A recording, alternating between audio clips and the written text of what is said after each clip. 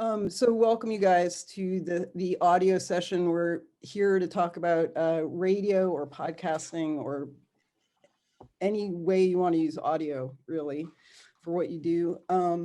We are all going to introduce ourselves, and we'd love for you guys to introduce yourselves as well eventually, but we're going to start with just a little bit of listening. This is a piece, it's a very short piece, it's 90 seconds long. It aired on All Things Considered, which is a NPR show, maybe you guys know about. It was aired in 2003 by a producer named Matt Ozug. And I'll give you a brief intro. It actually takes place in Florida. Down in Pahokee, Florida, there are sugarcane fields. They burn the fields annually to fertilize them. An ATV comes along to light the fire and control it. That's when the rabbit hunt begins. Let me know if you can hear this. Just give me a thumbs up.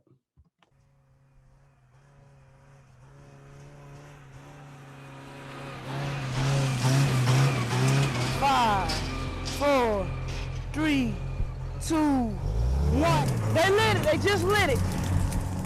They lit it, ladies and gentlemen. And we're off to catching some rabbits. My name is Willie Young. I'm 13 years old. Do you hear the fire? It smells good. It sounds good. The intensity of the smoke just burning my eyes. It feels good. When I first started, I went with my cousin. He taught me how to catch rabbits. And he taught me how to hit them with a stick. I hit them with the cane. They start jumping. I hit them again. And they just stay on the floor. And they can't move no more. And then eventually they die. Give me the stick. Here with me today is my friend Punky. Hit him, Punky. And if it weren't for him, this wouldn't have been possible. Because, you know, you'll probably need a buddy to help you catch rabbits. Good job. So how much you got? Well, we did pretty good. We got about, I think, 11 rabbits. Damn, I can't believe I let one rabbit get away. Lucky rabbit. Feel good. It was hot. Fire was burning my eyes, you know, but I had to do it. Oh, hell, he burnt up a little too. Only thing that is on my mind when I be out there is catch a rabbit. Nothing else but catch a rabbit. Because, you know, I gotta feed my family.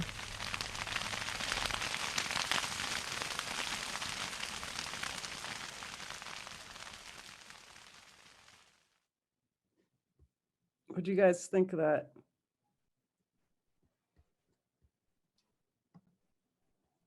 And you guys can all unmute unless you've I got think like you're muted.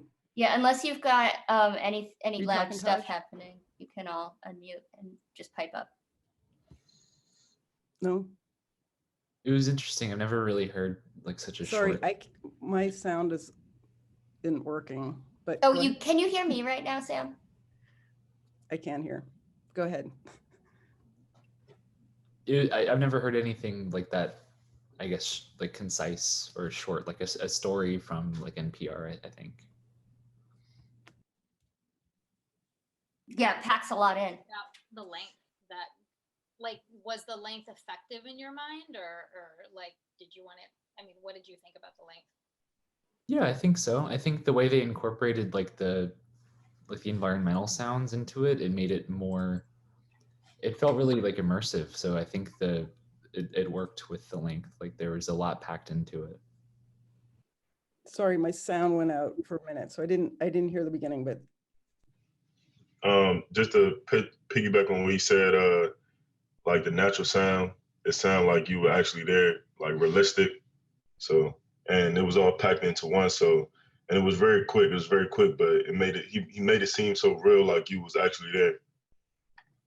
yeah, a lot of people talk about radio being a very visual medium, even though there are no pictures. But I think in radio, I know when I go out as a producer, I sort of think about the sounds that I'm collecting as paint colors, and that you take all of those different types of sounds and use them together to create a picture that hopefully you guys are co-creating as you listen, right? So in this case, the producer probably took the young boy out to the side where it was quiet and interviewed him, asked him, you know, why is he doing this? Who's out here with him? So all that sort of tape that you hear, that's kind of a narration, was probably collected in a quiet place.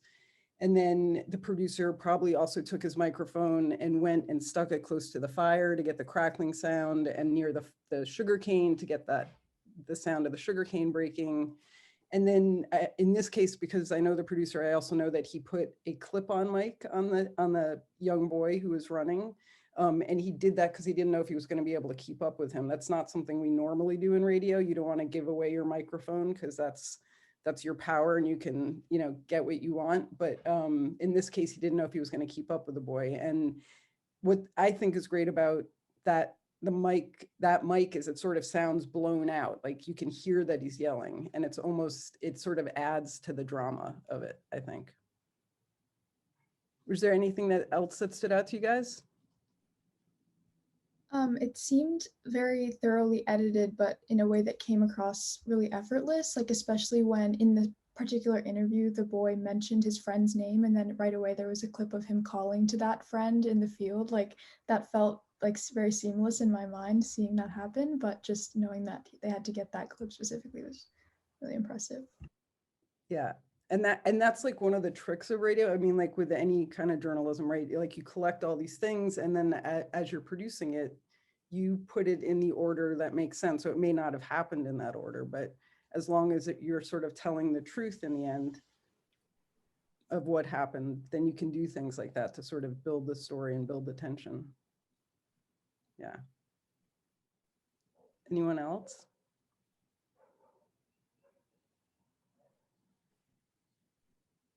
Okay, well, we're going to be listening to some other stuff throughout the hour. Emily and Yasmin and I are going to just introduce ourselves and sort of tell you how we came to work in audio, and then we'd love to hear from you as well. So I'm Samantha Brown, and I don't have a background in journalism per se. I studied sociology, and then I went on to get a master's degree in education. I was really interested in issues of power and inequality in the world, and I wanted to do something about that. And I thought that working directly with kids in high schools and mentoring programs was the way to go. And then I was listening to a lot of radio, and one day I heard a story that was about death row and the death penalty in Texas.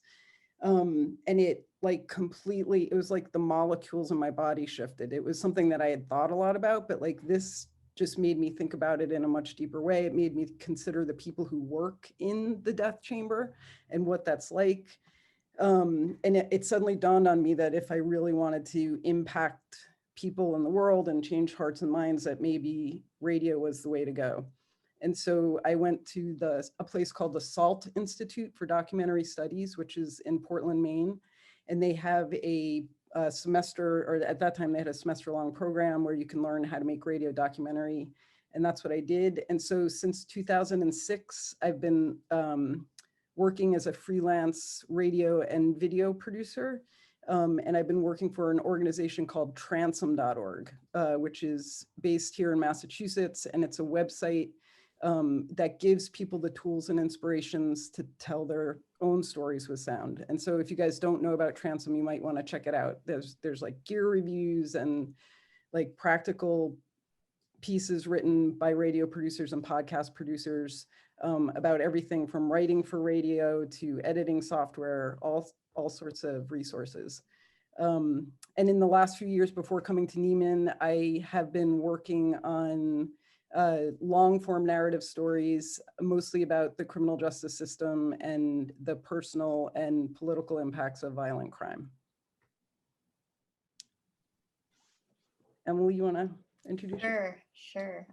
You guys should definitely check out Sam's work on This American Life. It's pretty incredible and inspiring. So I am Emily Corwin. I had also a kind of roundabout route into public media and journalism. When I was in high school, I decided that I was a cellist. I studied the cello really seriously, and I went to music school, and I studied the cello in music school and music composition. And as I was graduating, it was sort of dawning on me that I had loved to study music, but I was losing faith that this was how I wanted to spend my career. but I moved, I was in Los Angeles, I moved into this little converted garage. So it's just like this very tiny one room apartment, and it didn't have the internet, it didn't have a TV, but it had radio. And my work at that point, I was teaching cello all over Los Angeles, which meant that I was spending at least as many hours in the car in traffic commuting as I was actually interacting with young people. And in the car, I also was listening to public radio, and I got kind of obsessed with it. And this would have been around 2006, 2007, and a lot of things were happening in the world. I was somewhat politically aware, but not, obviously I went to art school. It wasn't the purpose of my life. But the economic recession was just like really hitting hard at that time. The banks were failing.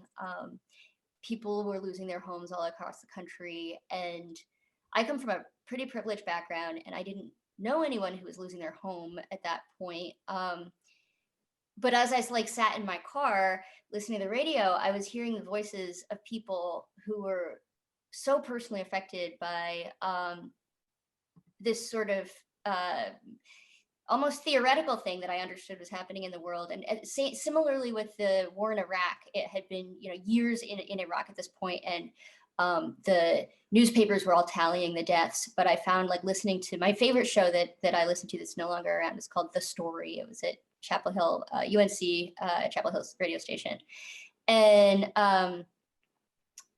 this show focused, on talking to the individuals affected by the war, right? So the news stories were all headlined featuring experts and politicians, but this show, you were really hearing from the families whose sons and daughters were overseas, whose sons and daughters had died, and it was amazing to me, not just how captivating their voices were, but also how it changed me, how I suddenly cared in a way I hadn't cared before. And I was also having an existential crisis. What am I going to do with my life? I thought I wanted to do one thing. Now I want to do another. Oh my gosh, I've ruined everything. I went to the wrong school. My life has turned out terribly. I'm going to amount to nothing. And so I sort of held on to this, well, I really love this medium. And I ended up moving home to my parents and getting a job at a nonprofit, eventually in Cambridge, Massachusetts, called the Public Radio Exchange. And while I was there, I actually volunteered at local university radio stations and just tried to pretend to do public radio. So I had this show first at the University of Connecticut and then at MIT, where I interviewed professors as if I was Terry Gross on Fresh Air. And it was pretty silly. I would be totally humiliated to listen back. But I honestly, the thing about journalism and about podcasting and radio is you can learn it by doing it. And I was able to put together a portfolio and get a job at New Hampshire Public Radio, eventually becoming a criminal justice reporter, initially doing economics reporting and then criminal justice reporting. Then I got another job at Vermont Public Radio as an investigative reporter. It's a tiny newsroom, but it was amazing there. I got to spend months on a single story, which is really a rare opportunity. Made a podcast there, managed and edited a podcast there with two reporters called Jolted, about a attempted or a near school shooting that didn't end up happening because of an intervention. And I also have a podcast that's about to come out that's been many years in the making about a man on parole and what it means to get out of prison and all of the challenges one faces getting their life back on track. So I've done feature reporting in newsrooms and also some podcasting, and I feel just really lucky. I feel like it's a way to get to explore the world and be constantly learning and connecting with people I'd never otherwise meet. So that's me. Yasmin. I just want to reiterate after listening to Sam and Emily that existential crises are very normal and very healthy. Sometimes they can lead to great things. I kind of had the most straightforward route. I went to journalism school. I was at UNC Chapel Hill. And then from there, I was very fortunate to land a very entry-level job at CNN. That's where I worked for about 6 years. I started from the ground there. So I started off delivering scripts and running the teleprompter, and then just wrote, produced, edited, did assignment editing. I translated Arabic because when I got there, it was the Arab Spring, and that was the big story. And I'm an Arabic speaker. So, and then after 6 years, it was 2016. It was after the election. I was kind of burned out of cable news, to be honest. Even though, like, you know, I love TV, but I went back to kind of an old love because I had reported for radio in college. And so going back to radio felt like just going back to, I don't know, like home, something I was familiar with and really loved. And I was fortunate enough to get a gig as a field producer at WBUR, which is the local public radio in Boston. And so my job was to learn about the city. It was kind of a good job to have when you're moving into a new city and trying to like explore it. And these are all the things that I should know anyway. So like, it's nice to kind of get paid for it. And then after a couple years of doing that, I moved into podcasting. So I am part of the podcasting unit at WBUR, and I took on a specific project where a podcast called Kind World, where I reported on like stories of compassion, like people who like stories about people who like help other people out of their darkest moments and what that's like, and like their deeply narrated personal stories. And but we work on other projects too. So that podcast has ended. And so if I do go back, when I do go back, I will be working on another project. So that's my trajectory. I'm just going to put in the chat, we have a Google Doc going that hopefully you guys have access to too. That's just a beginning list of kind of resources that has our email addresses so that you guys can contact us afterwards if you want. And there's a whole bunch of just recommended books and websites and things like that. And if any of you have suggestions, feel free to add them. There's a section at the bottom for podcast recommendations. We'd love to know what you're listening to. So we can just kind of add to that throughout the hour. But can we just take a few minutes before we go on for each of you to introduce yourselves and tell us if there's something specific that you would like to hear about today or learn about? We can at least write it down, and if we don't get to it, we can follow up with you. I'm just going to go, I'll call you out if that's okay, just by the way you're arranged. But Tajray, can you go first? Yes, no, that's not a problem. My name is Tajray Brown. I'm a junior here at the Florida Memorial University. We're the only HBCU down here in South Florida. I'm very interested in podcasting. Honestly, back in 2019, I want to say that's my sophomore year. My sophomore/freshman year, I actually hosted a podcast myself, me amongst, I think it was like 3 of my friends. It was called TNS Talks, which basically we hosted forums on Twitter where people can hashtag us and hashtag TNS Talks and ask a question, and then we're formed the question through our podcast. So we also went live on Periscope. So we had a setup through Periscope, and also we went live through our Instagram as well. So we each of us set up our own phone and went Instagram live. So just different ways to get people in tune and in touch with what we had going on. Unfortunately, the studio that we were at closed down, so it kind of shut our whole operation down of what was going on. But yeah, I'm just happy to be here, and I just want to learn more about ways I can reach out to a bigger audience as far as a podcaster. So Great. You have a good radio voice. Thank you. I appreciate that. Delilah. Hi, my name is Delilah Nakaidene, and I'm from Florida Memorial University as well. For me, I'm more of a journalism type of person, but I was on a podcast. I had a podcast with my friends when I lived in California.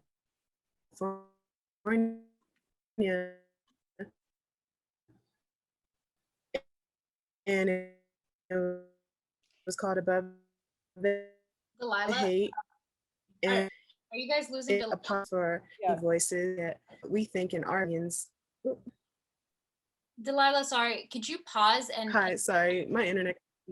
No, it's totally fine. It happens. How about you try with video off to do a quick intro? Okay. Is this a little better? That is. Yeah. Okay. So I had a podcast with my friends called Above the Hate. It's still going on, but since I live in Miami now, I can't be, in San Diego with them doing the podcast. But it was to elevate minority voices and to voice our opinions on current events and things of the sort. But I would like to learn more about just, starting a podcast from like the ground up and like Tajre said, like making more people see our content. Great. Kathleen.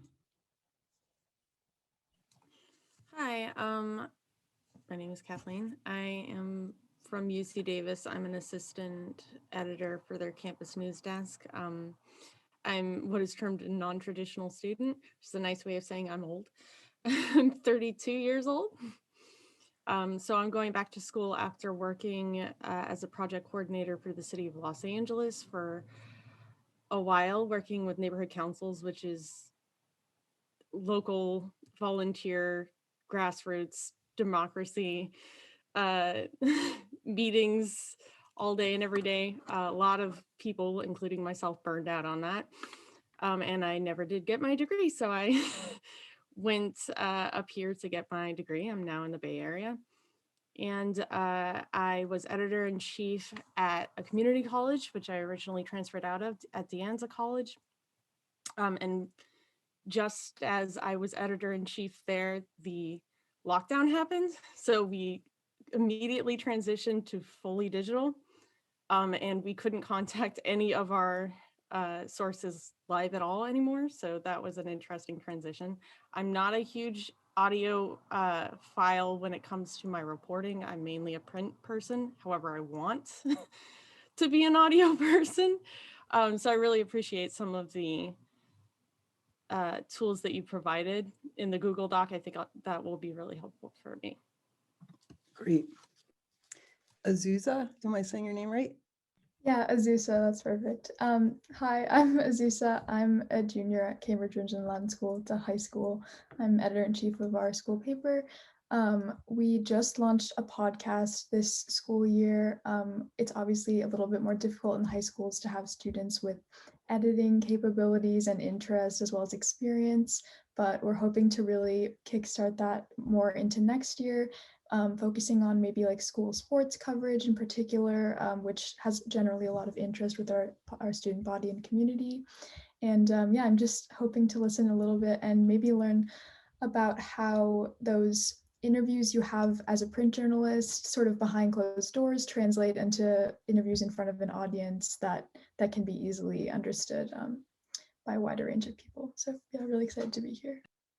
Azusa, if you go to the Transom website, there are a bunch of youth radio programs that are featured on there, like high school kids making incredible stuff. So you might want to just look for that. I definitely will. Yeah. Michelle. Hi, I'm Michelle. I'm a junior at Harvard and I'm an executive editor on the news board of the Harvard Crimson. I also serve as the director of training for incoming reporters. I'm particularly interested in the transition from print to audio.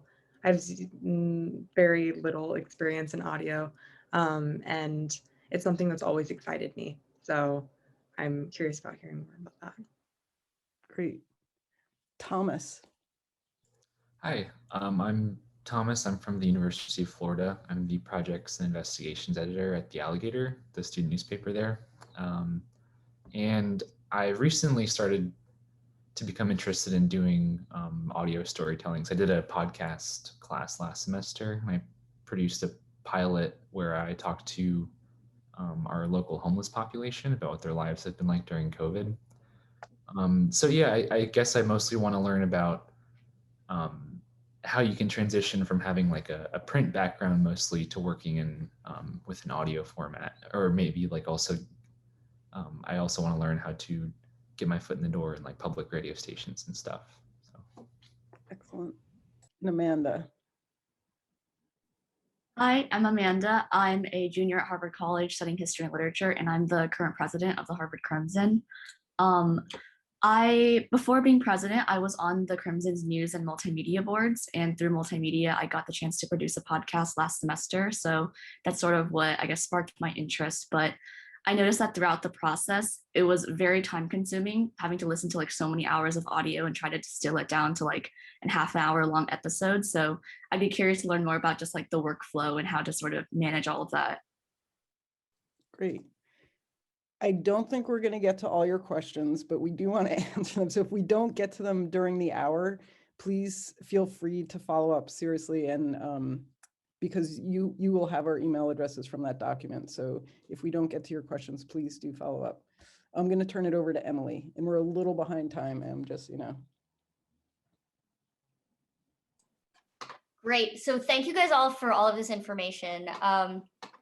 Hopefully toward the end, we can address some of the things that may fall through in the presentations. But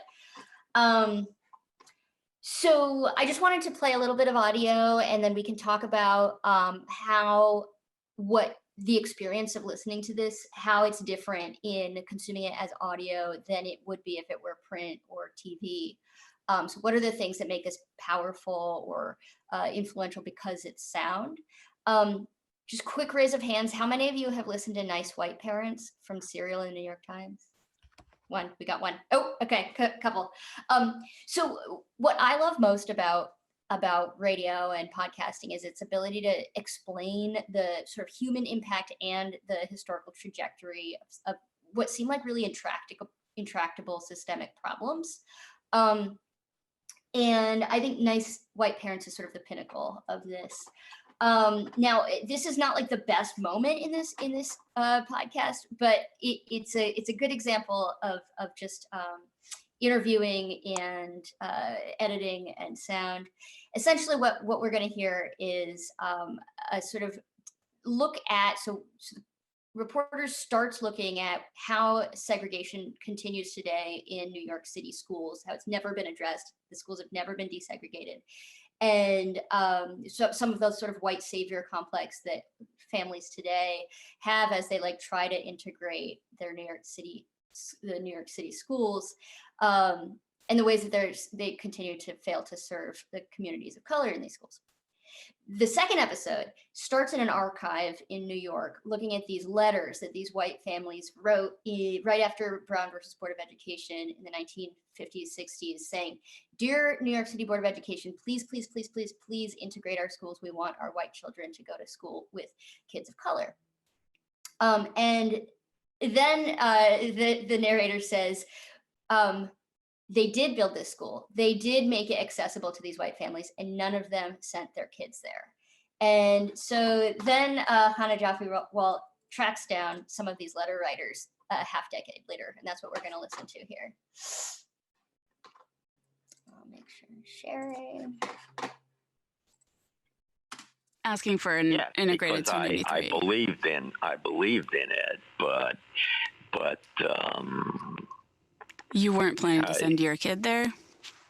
No. What to make of that? When you get what you say you want, and then, given the opportunity, don't take it. Maybe you never really wanted it in the first place. Then I spoke to Elaine Henke. Of all the people I spoke with, everything about Elaine indicated someone who did believe in integration, someone who would send her kids to 293. And yet, she didn't. Elaine was a public school teacher. She taught in an integrated elementary school until she had her own kids. She was looking forward to sending them to an integrated 293. When her daughter was old enough for junior high school, Elaine visited the school. She was the only letter writer I spoke with who actually went into the building. If this was going to work with anyone, it was going to be Elaine. I didn't know quite what to make of it because the school had a nice plant. Physically, it was a nice school. But it just seemed chaotic and noisy, and kids were disruptive, and kids were doing the wrong things, And kids do. I mean, it wasn't that they were nasty kids or, doing anything. It were not drugs. It was not drugs. It just seemed too chaotic to me at the time. Elaine and I talked for a long time. I pushed her, not to make her feel bad, but to get to what felt like a more real answer. At the time that you were visiting, was it majority Black and Hispanic kids? Yes, I'm sure it was. And did that have anything to do with the way that you saw the classroom as disruptive and chaotic? I would hope not. I'm not sure, how well educated they were, or I don't know. I don't know why I'm going into this. Well, wait, did you have reason to think that they weren't well educated? Anyway, you get the idea. So what are some things that you're observing here that would have been much harder or impossible to accomplish with print? I think for me, one of the things that I really, really liked about that clip is when she's explaining or not talking to the actual subject matter, there's a lot of audio going on. So you hear her in the background, and Hannah Joffrey-Walt is providing, the context of the way that she saw herself.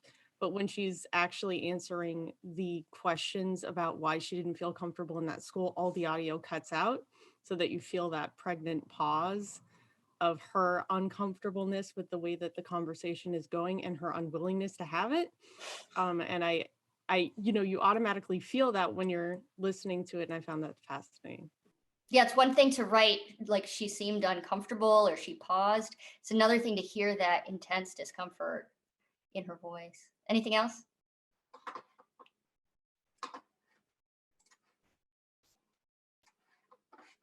What about the writing? I mean, do you think that Hannah would have used in her narration the same sentence structure, the same words if she were writing in print?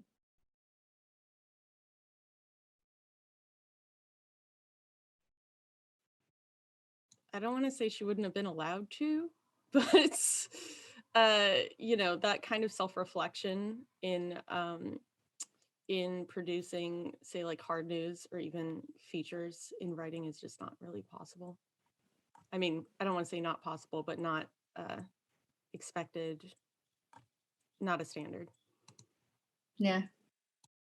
Any other thoughts? I mean, I don't know if you caught this, but often, when we write for a print, we are trying to create, we're able to use multiple clauses. We're maybe going to choose like the most accurate word, even if it's kind of like a multisyllabic, hard to pronounce word.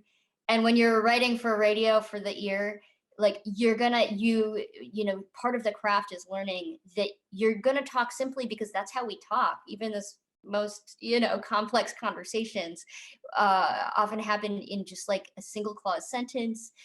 You're going to choose the word that's the shortest, most simple word to describe something, not the most complicated multisyllabic word. And Hannah Jaffe does this like exactly, right? She's not trying to sound erudite. She's trying to sound the way she would if she were having a conversation. When I write a script, I'm literally talking out loud while I write it. And then after I write a script, I read through it to myself and I hit play where the sound goes because I want to hear that it's all going to be easy to process. So what are a few things that might happen if this was done with video?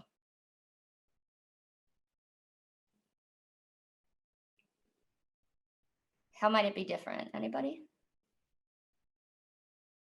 You would be able to see facial expressions, and right now when you're listening to the audio, you have an idea of how you may like perceive or think the person is going to be acting, but with video you would be able to see it, but you would be less focused maybe on the audio. Mm-hmm. Yeah. Anybody else? Yasmin, I know you've worked in video unlike the rest of us. Yeah, so I think that important, each medium has its strength. And that's important to remember. Like, not everything should be a podcast, not everything should be a documentary, and not everything, like, who knows, like maybe something would work better as a podcast than it would a written piece and vice versa.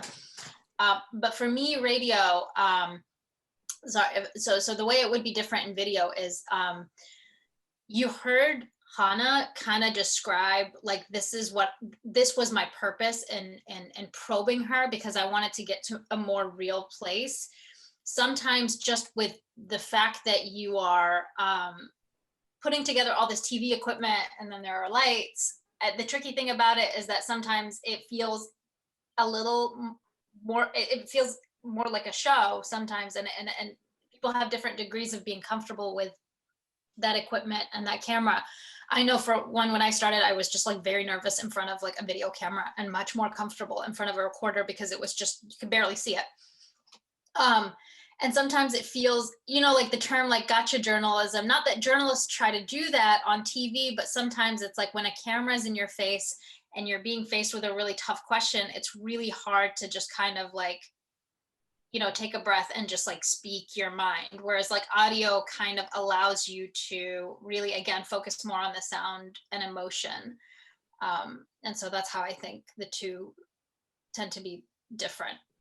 I also think, just to add to what you guys are saying, that like visually, a lot of times we start, like we have a lot of judgments about, like what, everything from people's age to what they're wearing. Like there's something about sound that I think that like people's voices and their thoughts and their stumbling, they're saying they're pausing when things are hard, like all of that sort of gets into us without us being able to, without us judging it.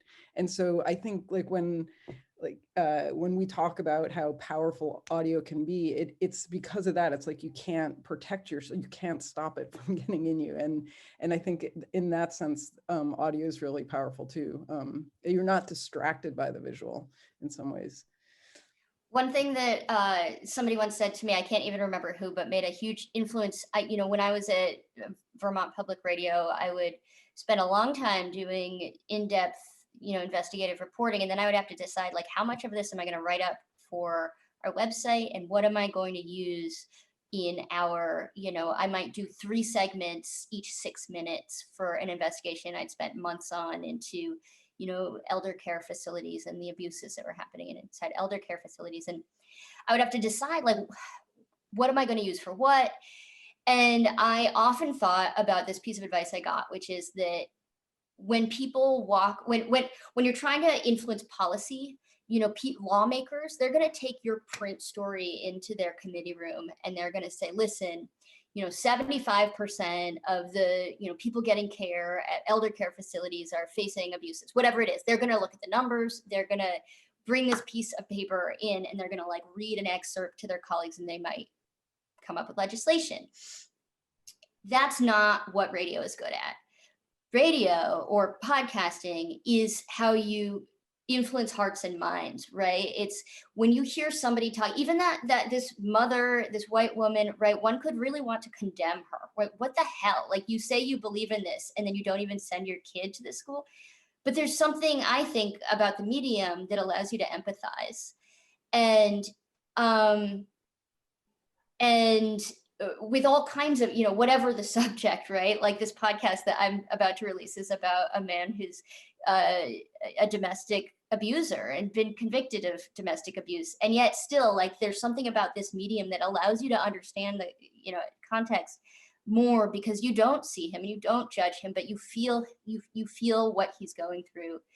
And so I like this piece of advice that, like, print is what you take into the policymaker takes into the committee hearing, and the audio is what's making the say the voters care.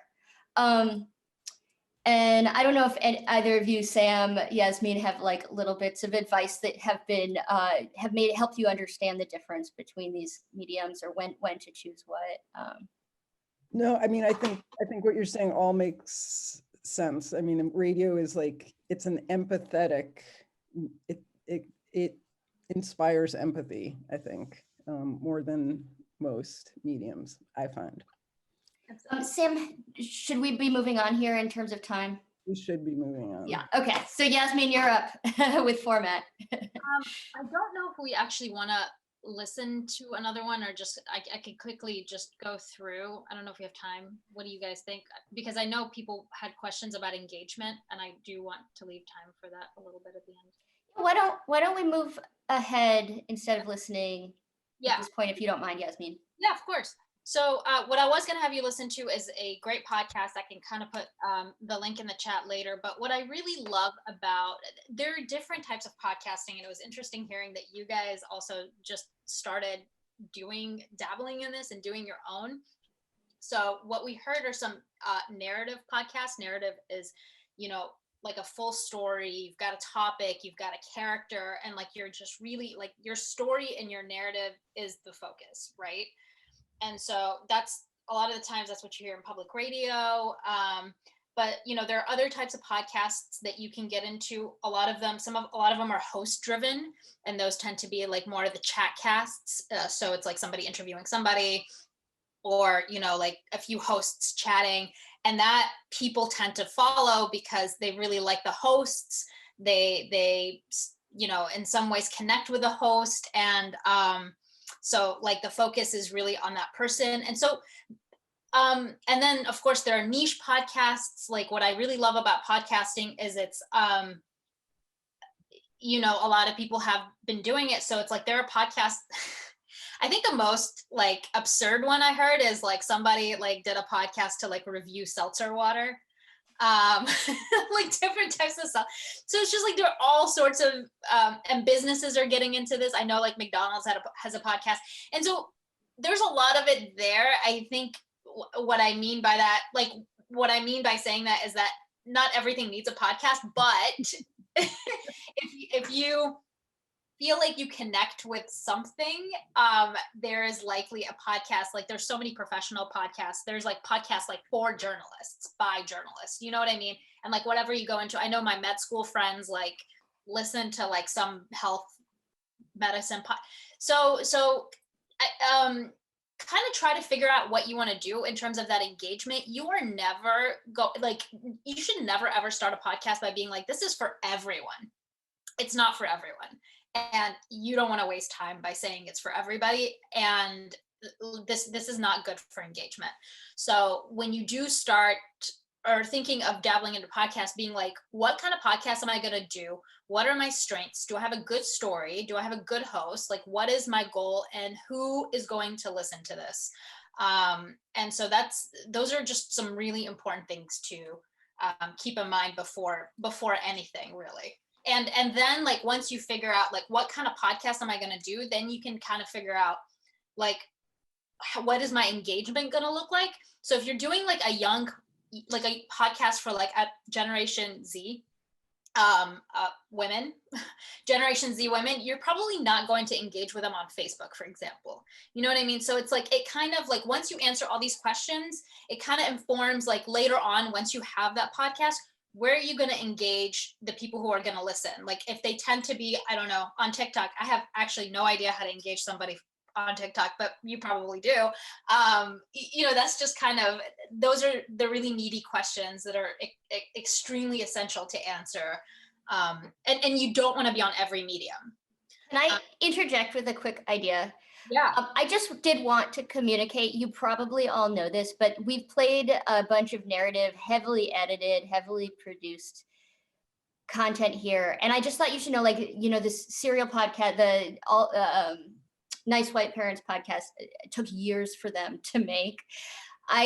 When I've made podcasts, like I had a team of 3 people, myself included, working for 4 months, and we did a podcast that had 5 episodes, each about 40 minutes.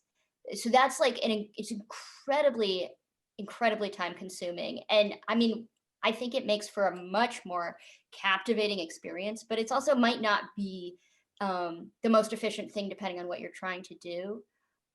So interview style podcasts can be much more efficient, and also can integrate some aspects of the narrative. Like if you listen to the Daily or the Washington Post reports, you'll hear it's mostly an interview, and then they'll pull in some tape from the field.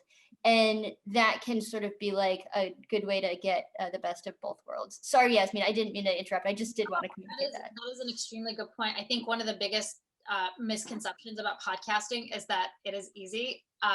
It just depends, like recording something and just, it takes research. Like if you want to do narrative, especially, it takes research, it takes real reporting, and it takes like, again, figuring out like, how do I want to shape this and bring it out into the world? And so that's a very important thing to keep in mind before you jump into it. It's also an important thing to keep in mind. I think if you guys are being asked to do podcasts, like I think even the three of us couldn't probably talk about times where people have assumed it will take a lot less, or, you know, want to give us, I don't know, smaller budget, less time, fewer resources to make something. And so, you know, really do your research in when you're asked to produce something for your papers or your schools or for yourselves into what it will really take. Did we want to show this? Oh, go ahead, Yasmin. No, I think Tajay had his hands up. Did you have a question? Yes, I had a question. I'm sorry. So when you guys say research, do we do research in regards to the, what's the word I'm looking for? The topic, as far as the topic we're going to speak about, so there won't be like no dead zones in your podcast?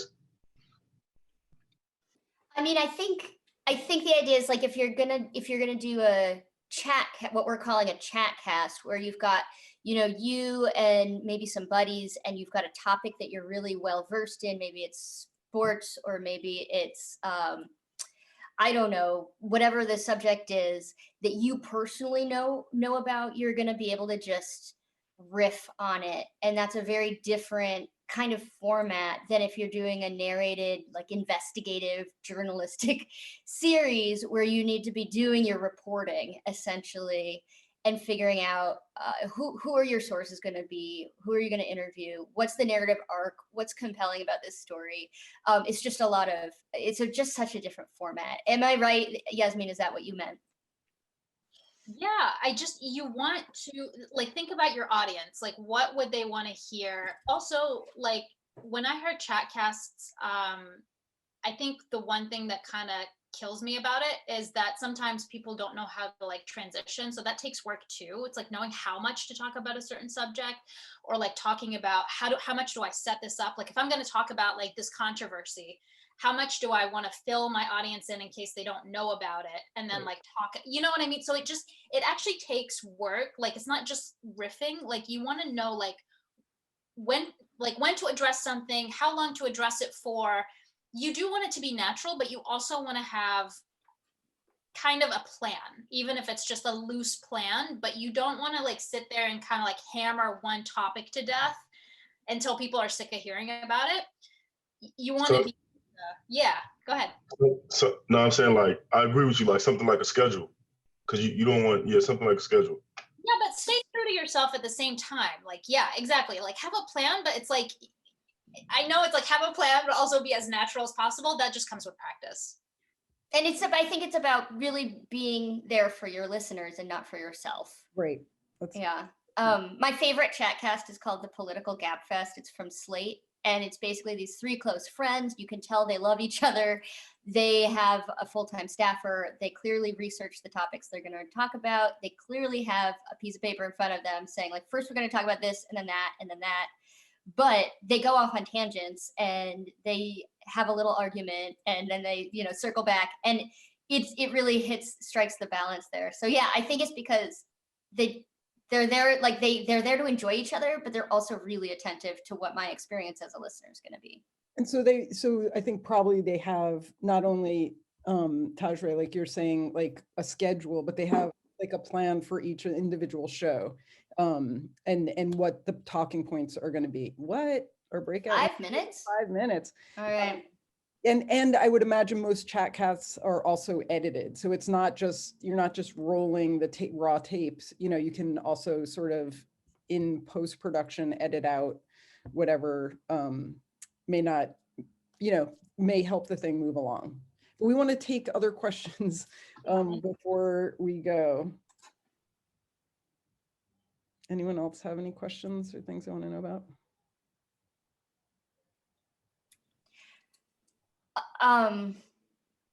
Just on the subject of engagement, I can't remember which of you described the podcast where you were answering questions from your community.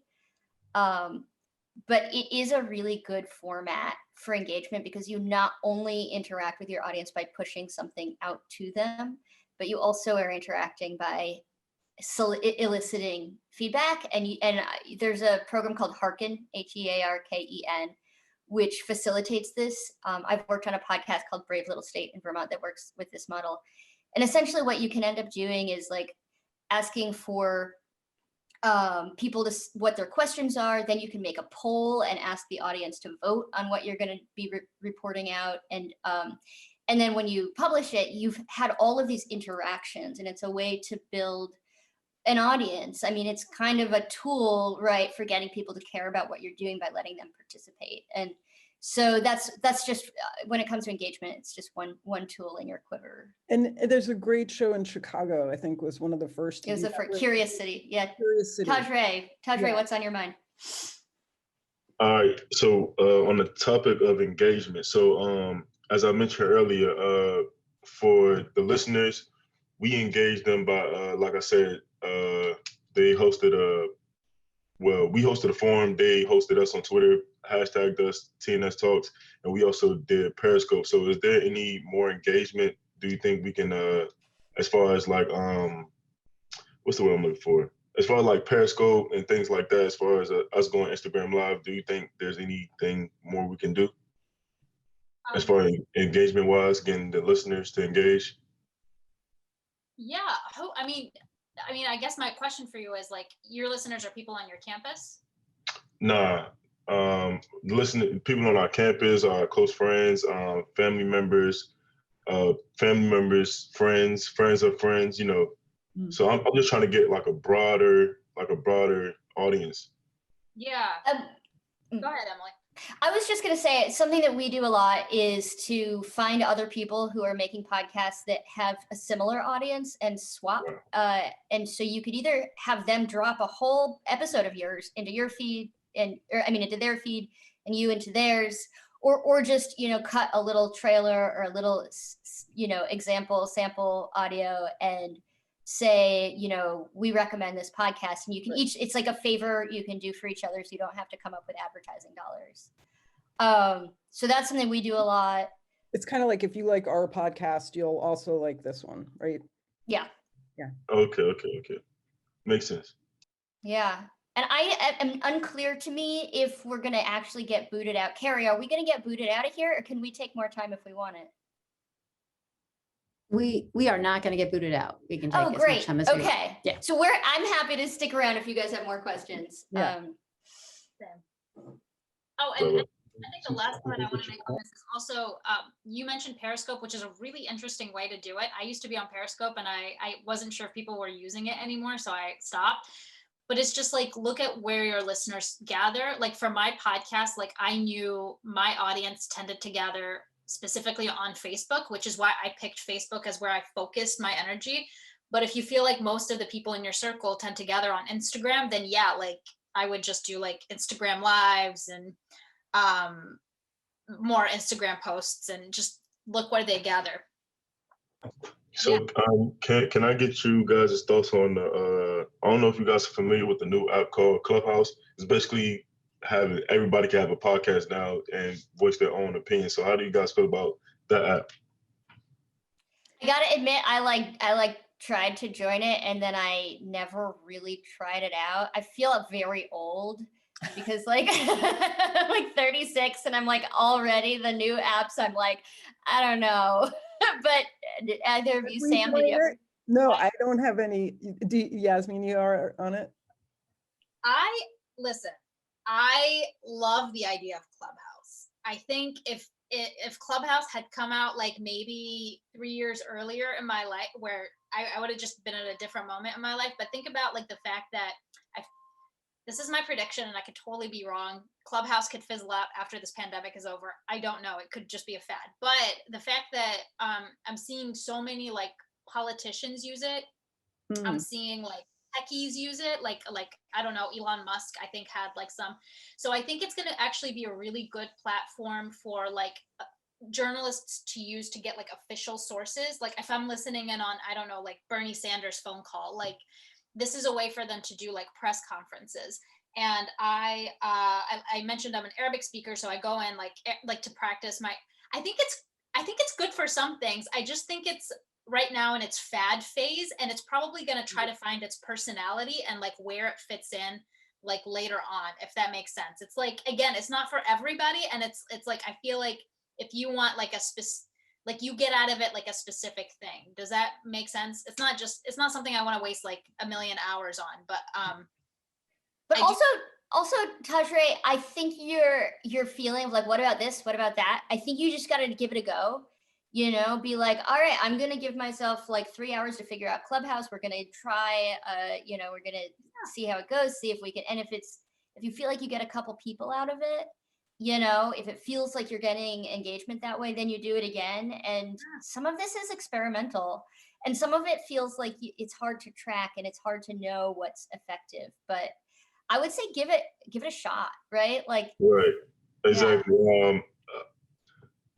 My professor, one of my professors, we actually had a class assignment where we had to host a forum on Clubhouse, just to talk about different ways COVID-19 has affected students and their learning engagement, and whether if COVID-19 is making students get in that lazy mode and not wanting to actually basically losing motivation to finish up school. So that's what we have formed on Clubhouse, and it was actually pretty good. I had a couple of people tuned in, and after the forum was over, I actually went on Clubhouse myself and looked at different forums and different topics people was in. I actually joined the room.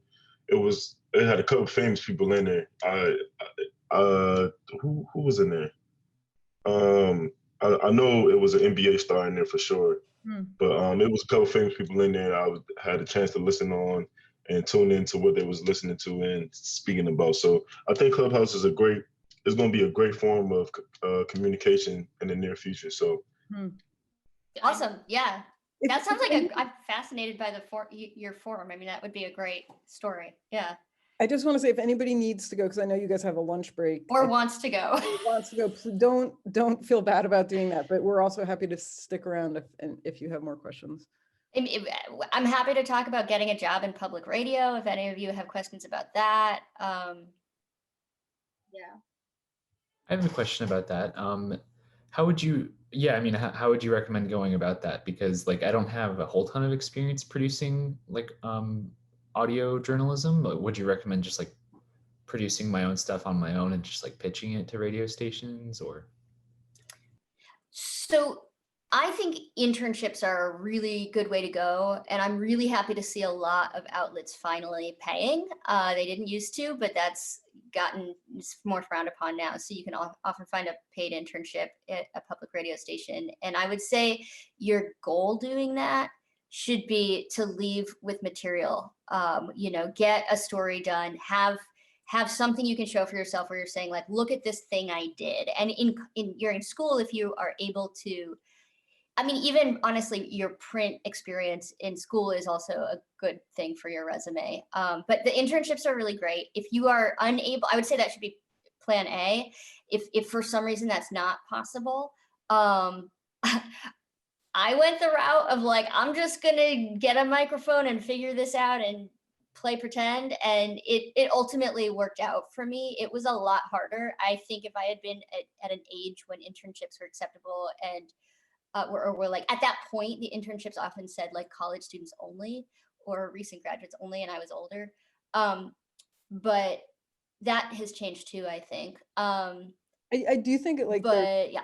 There's different types of learners. Like I know lots of people who just like to learn on their own, and radio, I mean, the great thing about radio is it is that kind of medium where you could learn on your own and start making stuff while you're waiting around, for an internship.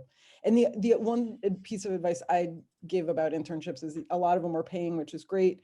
I would also just ask about producing stuff, because I think not all of them necessarily are about producing. Sometimes it's about transcribing tape for other producers or doing behind the scenes stuff. So always ask if you will have a chance to produce something, even if, even if it's not officially part of the internship, maybe it might be on the side, something that you can do. And I also think just reaching out to your local public radio station, where you are now, seeing if there's anything you can do, or shadow somebody producing a story, or radio producers are generally really nice people, I think, and are really passionate about what they do. And I think they really want to pass the mic, so to speak. So if there's producers you like, reach out.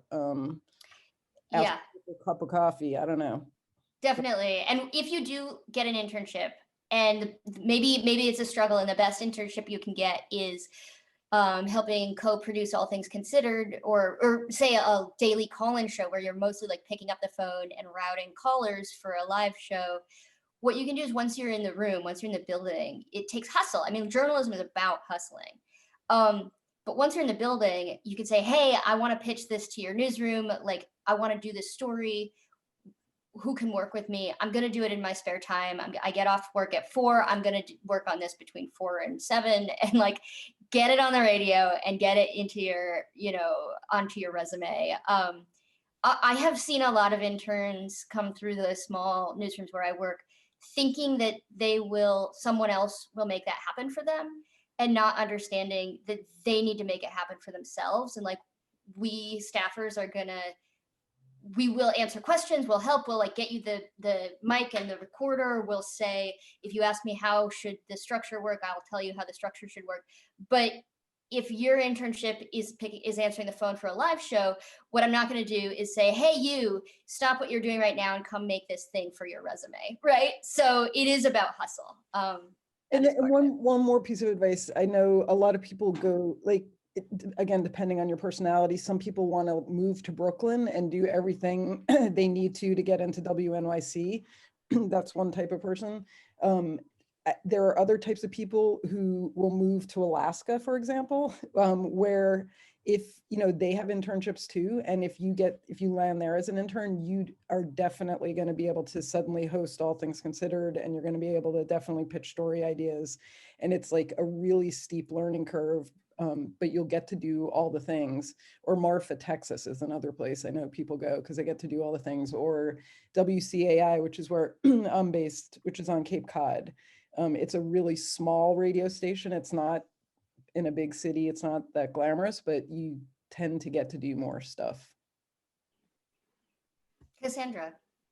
Hi, everyone. I have a question that's kind of along this line. And that is how to kind of market your production work on a resume or in a cover letter, because clips I think are more tangible, but how do you explain kind of like the behind the scenes stuff that you have done on a podcast or on radio?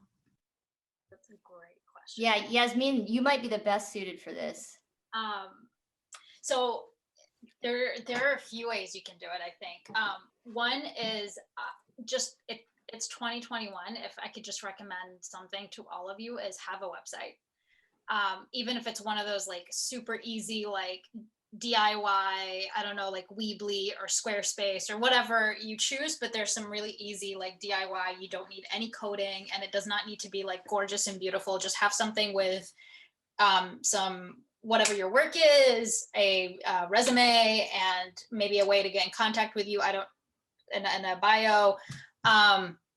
But it's just like a nice, easy link. And I think when I look at internship applications, I just think it does make you stand out when you have like, I'm not even necessarily looking for audio clips. I'm just looking for like your work.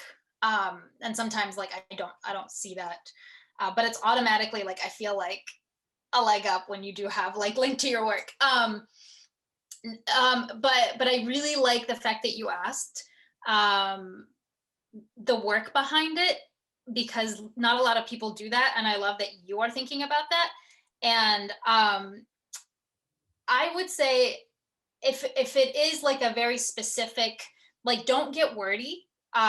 Definitely like make sure you don't like write like a full 2-page, because they're probably not gonna. But if you have something like interesting of like, I happened to find the story when I asked this specific question. Like, if you have like a couple paragraphs on like, why is this like specific story interesting, or why do you want to highlight it? Just like write it as an intro, and like maybe embed like the SoundCloud piece or something into it. Or you can explain it in a cover letter if you feel like it's like really worth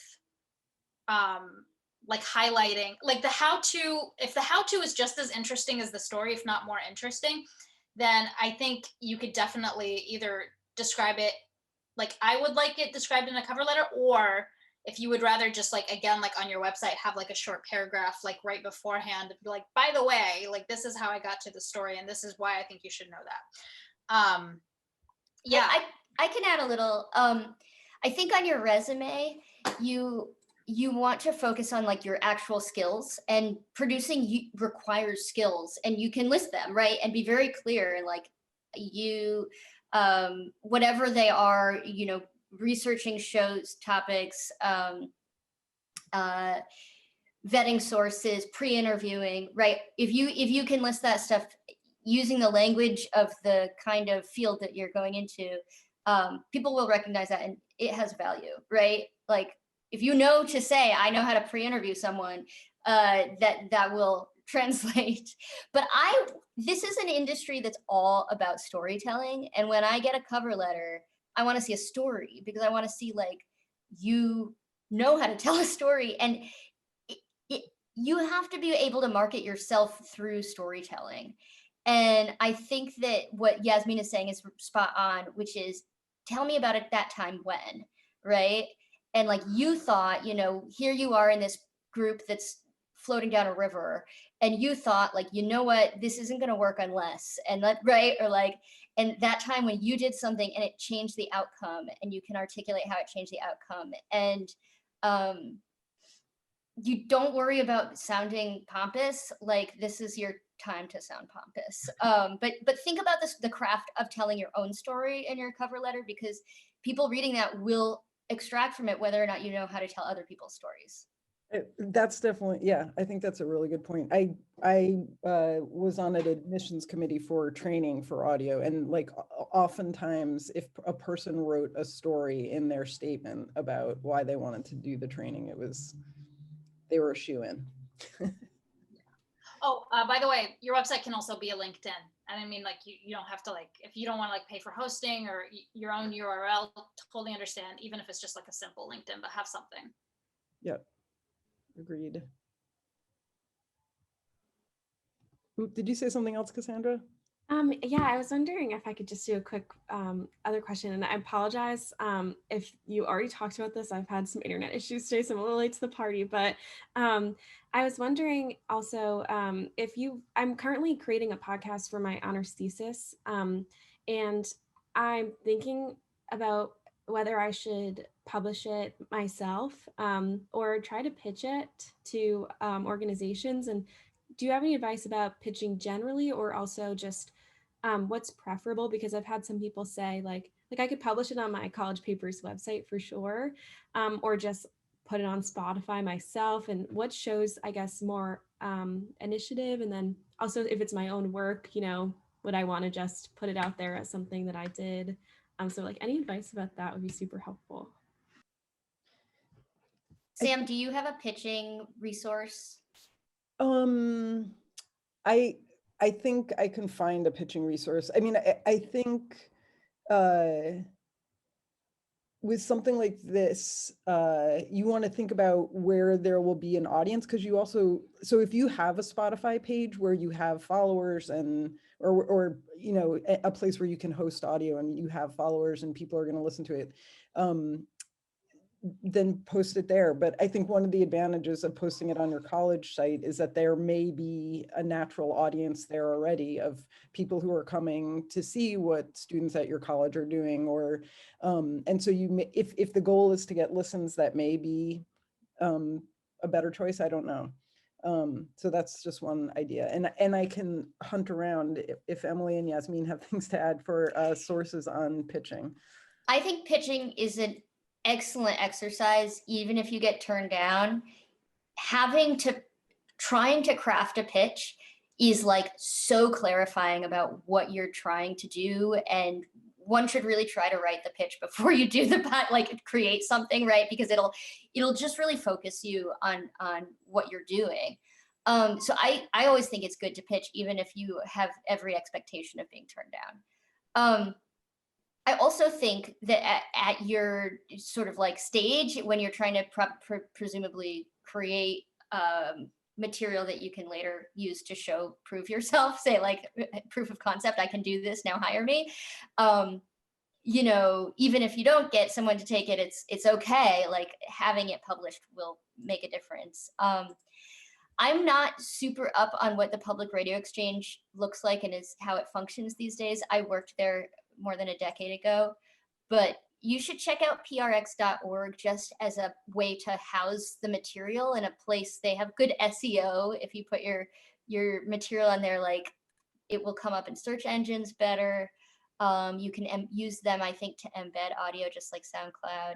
So you might check out the Public Radio Exchange. And then certainly when you're pitching, if you know somebody, if there's just an outlet that's, I don't know what the subject of your thesis is, but if there's somebody who is making content that's like very tied to the subject matter, like go for the fit. That is so helpful. Thank you. Carrie is giving us a time warning. The room will close in 3 minutes, just so you guys. Oh, okay. Yeah. Definitely email us if you have any questions. Kathleen, you want to try to squeeze in your question? Yeah, so I don't have an audio background, but I want to know kind of if I am trying to get into an internship, if my muck rack page would actually help. Like, would that be something that anybody looks at? Because that's kind of what I have. I mean, having experience doing public records requests is valuable, and put that in your cover letter, put it in your resume, and link if you want to link there. Being a member of Muckrack. I mean, I don't know how much cachet that has, but the skill itself is valuable. Understanding public records is valuable. Yeah. Cassandra, I'm just going to put this link in the chat for a Google Doc that we started that has some other resources in it. And so feel free to poke around there too. And yeah, if you guys have anything to add to that also. I'm always curious what other people are listening to. So if you have recommendations of things to listen to, add it in there. Thank you so much. I'm working at Frontline right now, and we just finished the I'm Not a Monster podcast. Oh wow. It's like, I love it. That's like my go-to recommendation now. Yeah. Are you working with Max Green? I am working with Max. Yes, he's the best. That's great. Yeah, it's such a great place to work. Wonderful. Cool. Wow. What a fun hour and a half we've had. I know. This is super. Yeah. That was great. Thank you.